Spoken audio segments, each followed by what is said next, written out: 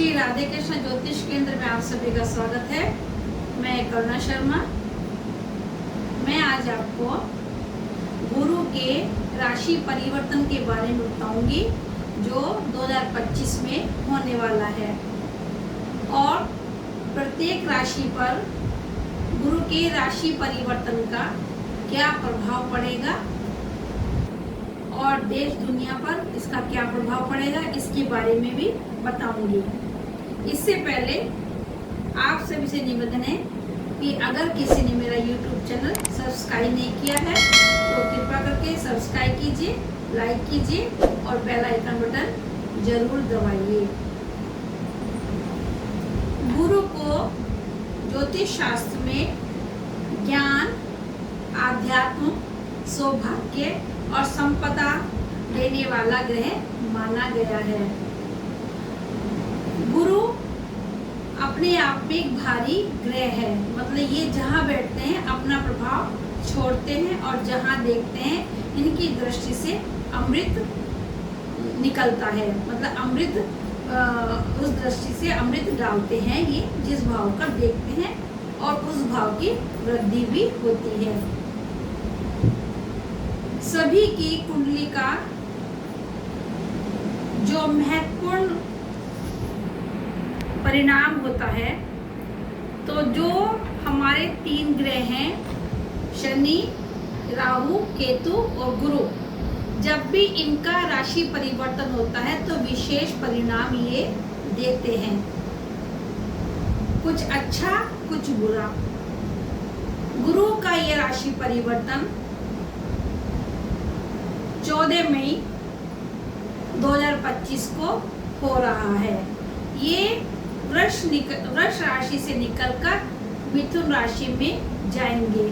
मिथुन राशि बुध की राशि है और एक संवाद की राशि है। इस राशि में जाने के बाद लोगों का जो बातचीत करने का तरीका है वो अपने आप में बहुत अच्छा हो जाता है। बोलने का तरीका, बात करने का तरीका, ये बुध की राशि में जाने के बाद अपना प्रभाव बातचीत से ऐसे लोग दूसरे के ऊपर छोड़ते हैं। वाक पटुता अच्छी इन लोगों के अंदर आ जाती है।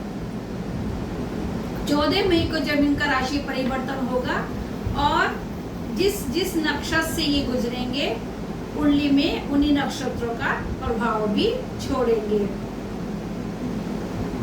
गुरु के राशि परिवर्तन से हमको ये देखना है, किसी भी व्यक्ति को अपनी कुंडली पर विचार करते समय अपनी महादशा का भी विचार करना चाहिए।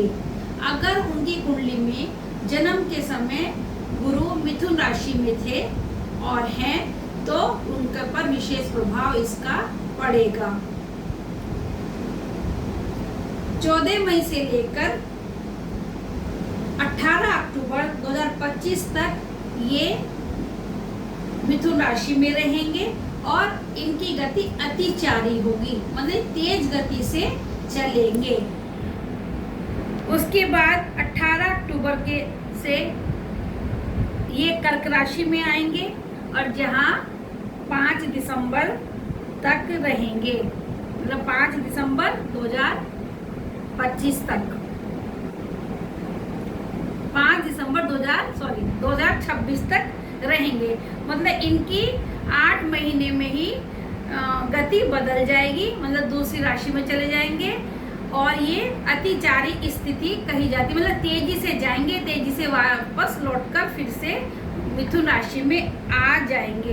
13 नवंबर 2025 में अपनी वक्री स्थिति में आकर वापस ये मार्च 2026 में फिर से मिथुन राशि में प्रवेश करेंगे।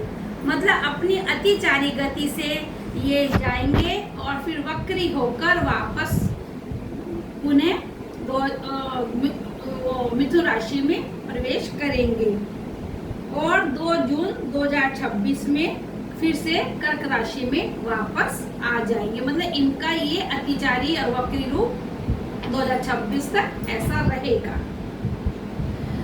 ज्योतिष शास्त्र में गुरु को विष्णु स्वरूप कहा गया है, तो इस दौरान सभी राशि वालों को विष्णु सहस्रनाम का पाठ करना चाहिए, क्योंकि बुध की राशि में आएंगे और बुध भी विष्णु स्वरूप हैं।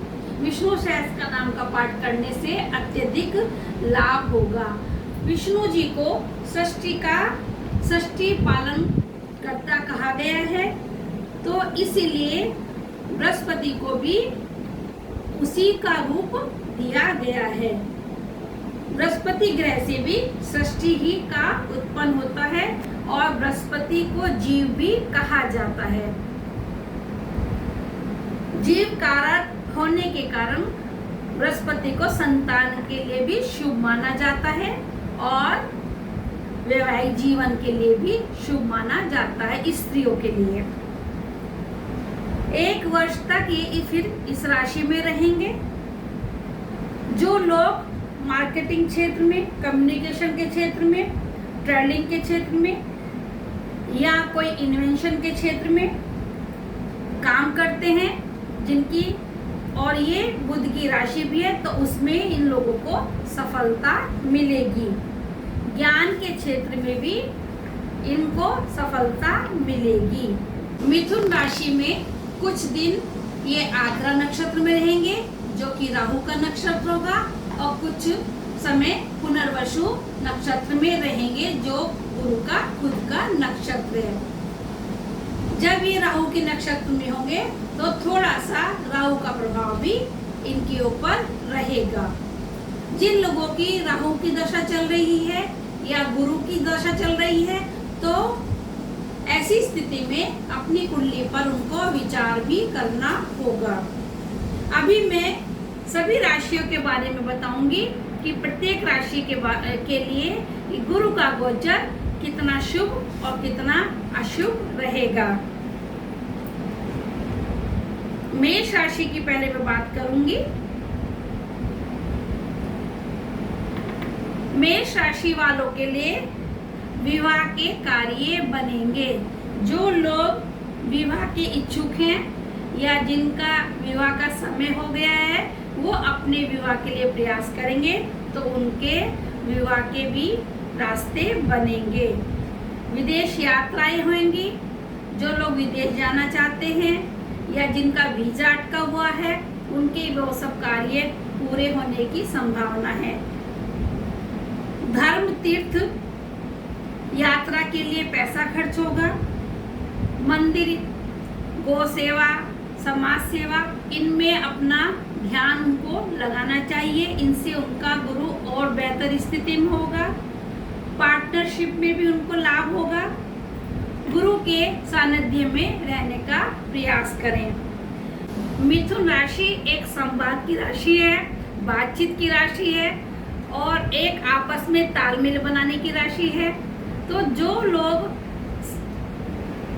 इस क्षेत्र में कार्य करते हैं, जिनको बोलने का कार्य है, जो कोई इंटरव्यू लेते हैं या कोई डॉक्टर हैं या यूट्यूबर हैं, जो लोग फाइनेंस के कार्य करते हैं, तो उनके लिए मतलब मेष राशि वालों के लिए अच्छा होगा जो इस क्षेत्र में कार्य करते हैं। वैवाहिक जीवन में लाभ होगा और पति पत्नी का आपस में सामंजस्य बना रहेगा। वृष राशि, गुरु का गोचर वृष राशि के लिए या वृष लग्न के लिए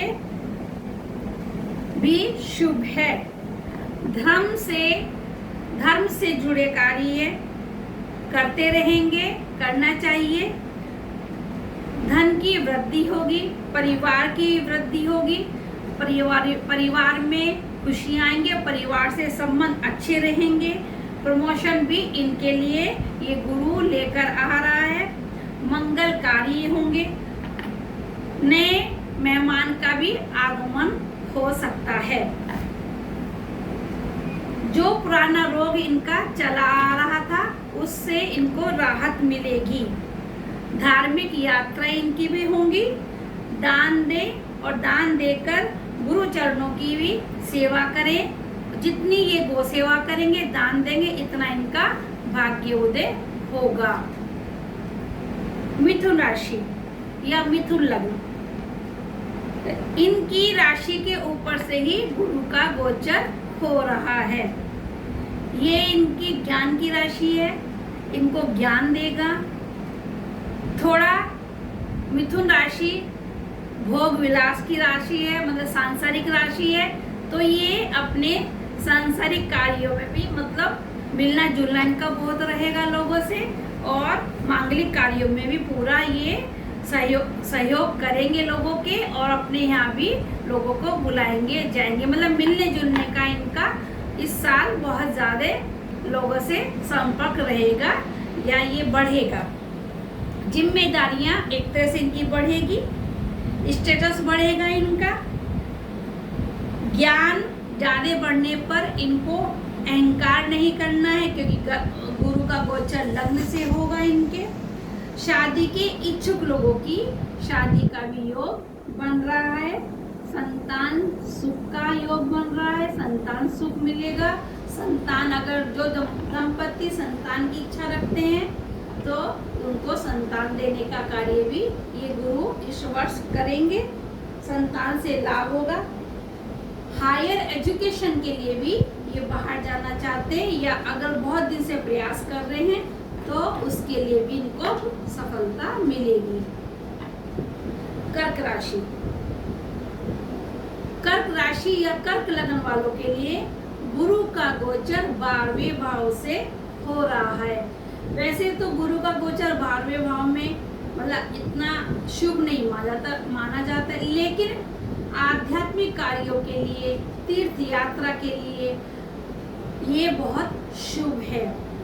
इनका धर्म क्षेत्र में खर्च होगा, धार्मिक यात्राओं में खर्च होगा, तीर्थ यात्राओं में खर्च होगा। अगर ये नया घर लेना चाहते हैं तो नए घर के भी योग बन रहे हैं। नया घर, वाहन, जमीन जायदाद का इस वर्ष इनको सुख है। धैर्य रखना चाहिए इनको अपने ऊपर, थोड़ा जल्दबाजी ना करें, और जितना ये धार्मिक क्षेत्र से जुड़ेंगे इतना ही इनको लाभ मिलेगा। 12वां घर मुक्ति का घर है, तो जो भी इनकी चीजें मतलब जो पुराने दुख दर्द है, परेशानी है, उससे भी इनको राहत मिलेगी। सिंह लगन या सिंह राशि,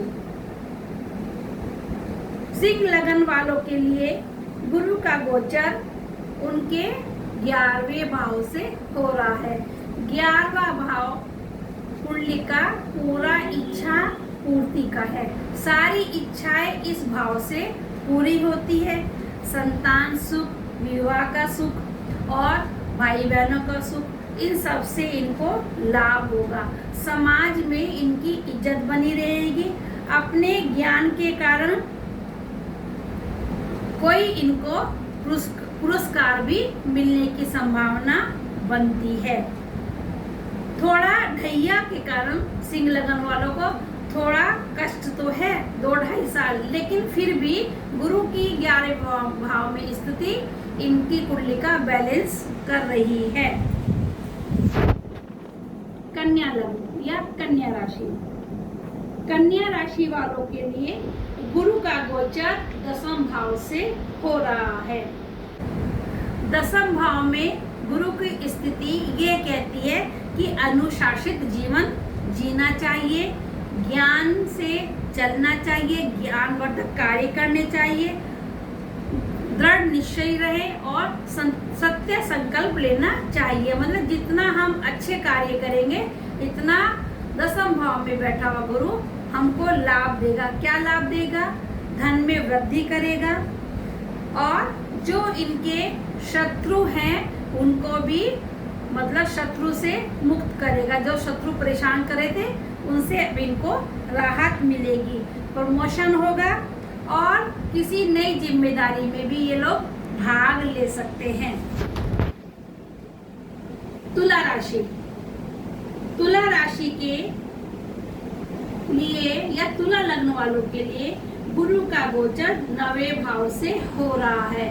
9वां भाव गुरु को बहुत पसंद है क्योंकि वो धर्म भाव है। वहाँ से हम धार्मिक सोच, धार्मिक विचार, गुरु परंपरा, सेवा आदि का विचार करते हैं। तो जब गुरु यहाँ पर होंगे तो व्यक्ति के मन में धार्मिक विचार उत्पन्न होते हैं और वो धर्म क्षेत्र में भी सम्मिलित होते हैं, धर्म के कार्य करते हैं और उसमें भाग लेते हैं। गुरु से जुड़े हुए कार्य इनको करने चाहिए। गुरु भारी है होता है, मतलब भारी गुरु को कहा गया है, इनका आकार भारी है, ये बड़े हैं, तो जहाँ ये बैठते हैं वहाँ पर अपना पूरा प्रभाव छोड़ते हैं और दृष्टि से भी प्रभाव डालते हैं। तो नवम भाव में बैठने से गुरु का वहाँ पर पूरा प्रभाव रहता है। धार्मिक यात्राएं बढ़ेंगी और अगर हायर एजुकेशन के लिए बाहर जाना चाहते हैं, विदेश जाना चाहते हैं, तो उसके लिए भी इनको लाभ मिलेगा। पंचम भाव पर गुरु की दृष्टि होने से, पंचम भाव लक्ष्मी का भाव है और संतान का भाव है और विद्या का भाव है, वहां पर भी इनको लाभ मिलने के संकेत बन रहे हैं। वृश्चिक राशि, वृश्चिक राशि या वृश्चिक लगन, इनके लिए गुरु का गोचर 8वें भाव से हो रहा है। गुरु को 8वां भाव वैसे इतना पसंद नहीं है, लेकिन अगर यहाँ बैठे हुए गुरु का व्यक्ति मतलब ध्यान, साधना, योग और रिसर्च, अनुसंधान, इन क्षेत्रों में ध्यान लगाएगा या काम करेगा तो यहाँ का गुरु अच्छा प्रभाव देते हैं। धन में तो वृद्धि होगी, पैतृक संपत्ति का लाभ होगा। अगर यहाँ अष्टम भाव में बैठे गुरु वाले लोग दूसरों की मदद करते हैं तो इससे उनको लाभ होगा। अच्छे काम करने से भी इनको लाभ होगा। छोटी छोटी यात्राएं करेंगे। जो काम बहुत दिनों से पेंडिंग पड़ा था या सोच रहे थे तो उसमें अब परिवर्तन हो सकता है। नौकरी में भी इनके बदलाव होने के संकेत बन रहे हैं। धनु राशि, धनु राशि या धनु लग्न, धनु लग्न वालों के लिए गुरु का गोचर 7वें भाव से हो रहा है। 7वां घर भी गुरु को बहुत पसंद नहीं है क्योंकि वहां पर केंद्रापति दोष भी गुरु को लगता है, लेकिन फिर भी वहां है तो विवाह में भी इनको लाभ देंगे, विवाह भी कराएंगे। मित्रों से भी लाभ होगा क्योंकि इनका खुद का स्वभाव ऐसा है, गुरु अपने आप में अच्छा ही सोचते हैं, अच्छा ही करते हैं। कोई नई शुरुआत होगी। शिक्षा से जुड़े लोगों के लिए बहुत ज्यादा लाभ होने वाला है। जो लोग अकाउंट से संबंधित कार्य करते हैं, वृश्चिक लग्न वाले, उनको भी इस क्षेत्र में लाभ मिलेगा। हिसाब किताब में जो उनका दिमाग चल रहा है वो पूरी तरह से सही रहेगा और वो इस क्षेत्र में हिसाब किताब लगाने क्षेत्र में जो ये इस तरह का काम करते हैं तो उसमें इनको आगे बढ़ने की काफी उम्मीद बन रही है। मकर लग्न या मकर राशि, मकर राशि के लिए गुरु का ये गोचर 6ठे भाव से हो रहा है। 6ठे भाव में थोड़ा सा शुभ ग्रह थोड़ा सा अच्छा परिणाम नहीं देते हैं, लेकिन फिर भी जहाँ है और जहाँ इनकी दृष्टि जाएगी वहाँ के लिए तो लाभ देंगे ही। थोड़ा संघर्ष तो बढ़ेगा, भाग दौड़ भी बढ़ेगी, थोड़ा खर्चे बढ़ेंगे, काम में थोड़ा काम का इनके ऊपर लोड भी रहेगा। ईमानदारी से अपना काम करें और जिस क्षेत्र में भी मान लीजिए प्रमोशन चाह रहे हैं तो वहां पर इनको प्रमोशन होगा। जो इनके अब तक गुप्त शत्रु थे वो स्वतः ही शांत हो जाएंगे। धन पर धन भी देंगे और इनके खर्चे भी बराबर बढ़ेंगे, मतलब जितना आएगा उतना इनका खर्च भी होता रहेगा। यात्राएं बहुत ज्यादा करेंगे इस बार ये लोग और धर्म तीर्थ वाली यात्राएं इनकी विशेष रूप से होने वाली हैं।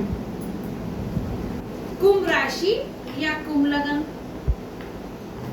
लगन वालों के लिए गुरु का गोचर पांचवें भाव से हो रहा है। पांचवा भाव भी गुरु को बहुत पसंद है, मतलब नवा भाव भी और पांचवा भाव भी, दोनों ही भाव गुरु को पसंद है। मंत्र साधना, इष्ट की साधना, अपने इष्ट की पूरी साधना करेंगे, मतलब पूजा पाठ में पूरा मन लगाएं। लोग इनको इज्जत भी देंगे, जो ये मतलब पूजा पाठ में मन लगाते, ध्यान करते, मतलब इनका प्रभाव इतना बढ़ेगा कि लोग इनको इज्जत देंगे, लोग इनकी बात मानेंगे, इनका सत्कार करेंगे। सरकारी नौकरी में जो लोग हैं उनको पुरस्कार मिलने की भी संभावना बन रही है। अगर ये लगातार धर्म से जुड़े कार्य करते रहे तो इनकी तरक्की भी जरूर होगी, मतलब इनको लाभ मिलेगा उस चीज से। मतलब गुरु का पांचवा गोचर इनके लिए शुभ है। स्वास्थ्य में भी लाभ होगा क्योंकि लग्न को देखेगा। नवम भाव में भी धर्म से जुड़ी यात्राएं करेंगे, धार्मिक कार्य करेंगे, कोई मतलब जैसे रामायण का पाठ, तीर्थ यात्राएं, इस तरह का भी कार्य इनके यहाँ या इनके मतलब ज्यादा सम्मिलित होंगे धर्म के कार्यों में। मीन राशि, मीन राशि या मीन लगन, हालांकि मीन राशि वालों के लिए 7.5 का प्रभाव है, 7.5 चल रही है, फिर भी गुरु का गोचर अब इनको 7.5 से थोड़ा सा लाभ देगा क्योंकि वो चतुर्थ भाव से गोचर हो रहा है। मीन राशि वालों के जब चतुर्थ भाव से गोचर होता है थोड़ी चिंताएं तो मन में रहती हैं और यात्रा तो बढ़ेगी सभी लोगों की। शिक्षा और धर्म के क्षेत्र से बनने वाले कार्य भी इनके पूरे होंगे। जो लोग टीचिंग के क्षेत्र में शिक्षा संबंधित कार्य करते हैं या ट्यूशन करते हैं या पढ़ाते हैं, जो भी है उनमें लाभ होगा, वो उनका इस बार ग्रोथ होगी। ज्ञान, समाधि, ध्यान साधना में लगे हुए लोगों के लिए बहुत ज्यादा शुभ है क्योंकि चतुर्थ भाव में बैठे हुए गुरु को अष्टम भाव में 5वीं दृष्टि से देखेंगे। अष्टम भाव अनुसंधान, रिसर्च, गढ़ावाधन, इन सब चीजों का है, तो वहां पर इनको लाभ मिलेगा। प्रमोशन भी होने के योग बन रहे हैं, सरकारी योजनाएं इनकी सफल होंगी। ये सभी राशियों वालों के लिए मैंने बताया कि गुरु का गोचर उनके लिए कैसा रहेगा। अगर गुरु की महादशा चल रही है किसी की और गुरु उनकी कुंडली में अच्छी स्थिति में है तो उन्हें जरूर लाभ होगा। विष्णु सहस्त्र नाम का पाठ करते रहें, विष्णु जी की आराधना करते रहें, केले का पूजन करते रहें बृहस्पतिवार के दिन, और मस्तक पर चंदन में हल्दी चंदन घिसकर उसमें केसर मिलाकर तिलक लगाएं या हल्दी मिलाकर भी तिलक लगा सकते हैं। इसके साथ ही मैं आज का एपिसोड ये विराम करती हूँ। नमस्कार।